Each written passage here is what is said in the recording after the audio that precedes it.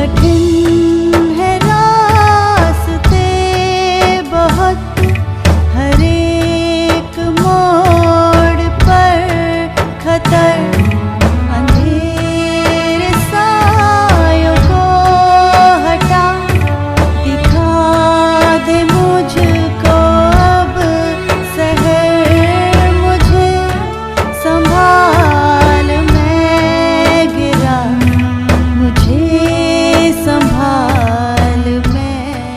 प्रभु यीशु मसीह के सर्वश्रेष्ठ नाम में आपका अभिवादन। पवित्र बाइबल में यूहन्ना रचित सुसमाचार के 19वें अध्याय के 28वें वचन में हम इस प्रकार पढ़ते हैं, इसके बाद यीशु ने यह जानकर कि अब सब कुछ पूरा हो चुका, इसलिए कि पवित्र शास्त्र में जो कहा गया वह पूरा हो, कहा, मैं प्यासा हूँ।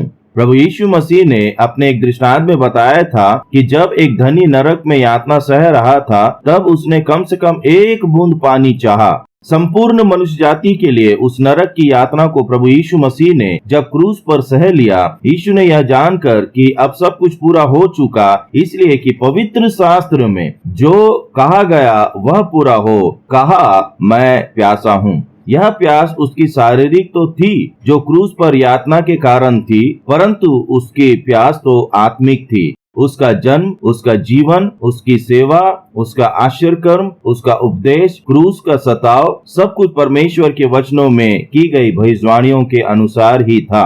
अब भी जब उसने कहा, मैं प्यासा हूँ, उसने इसलिए कहा कि पवित्र बाइबल में लिखा हुआ वचन पूरा हो, जो 69वें भजन संहिता के 21वें वचन में हम इस प्रकार पढ़ते हैं, मेरी प्यास बुझाने के लिए मुझे सिरका पिलाया। उसका आत्मिक प्यास सिरके से तो नहीं बुझ सकता है ना, मनुष्य के जीवन के उद्धार की प्यास है। यह प्यास तो तभी बुझेगी जब कोई उस पर, उसके बलिदान पर, उसके पुनरुत्थान पर विश्वास के द्वारा उद्धार पाता है।